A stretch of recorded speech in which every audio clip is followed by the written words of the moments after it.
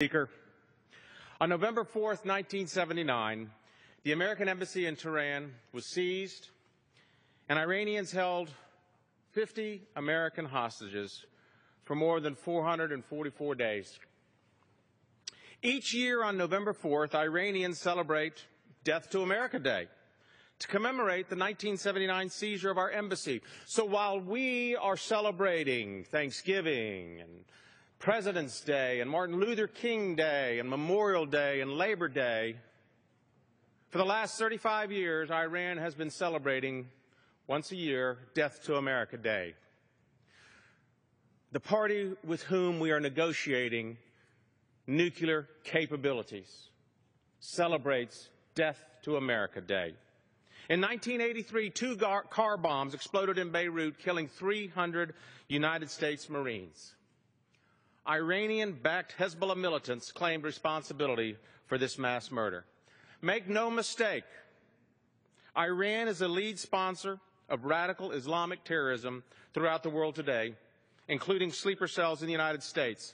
As Mr. Stewart just pointed out, last week, Iran's Revolutionary Guard staged war games in the Strait of Hormuz, and when they blew up that mock U.S. aircraft carrier, Iran's supreme leader, the Ayatollah Khamenei, proclaimed that, quote, Americans are ready to be buried at the bottom of the water.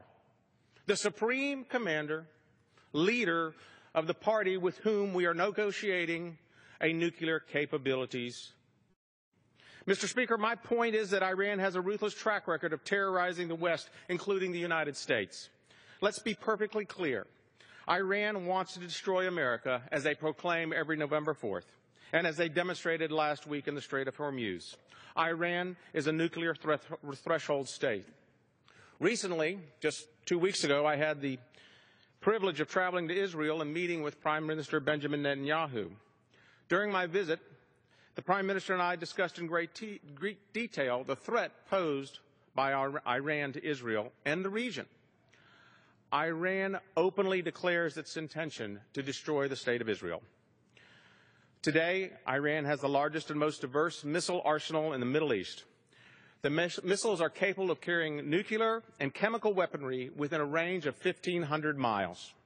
With bared teeth, Iran, in conjunction with North Korea, is developing a longer-range missile capable of reaching the United States. In just a few years, they'll have that technology. I'm deeply concerned about the current round of negotiations between President Obama and Iran. The current deal coming out of the White House will allow Iran to develop nuclear weapons after 10 years.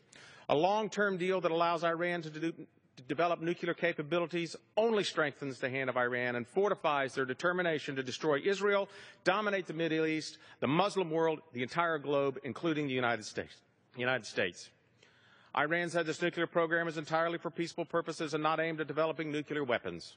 However, Mr. Speaker, history is replete with examples that argue quite the opposite. Iran is not our friend. Iran should never be allowed to develop nuclear weapons. Madam Speaker, I look forward to hearing Prime Minister Netanyahu detail his opposition to this agreement that would grant Iran a license to develop nuclear weapons. President Obama cannot unilaterally implement this dangerous plan. He has a responsibility to prevent this foreign policy disaster from ever occurring. We must stand firmly with Israel. Unless Iran is willing to forego its entire nuclear program, the United States should not ease sanctions and should not allow Iran to become a nuclear state. Madam Speaker, I yield back.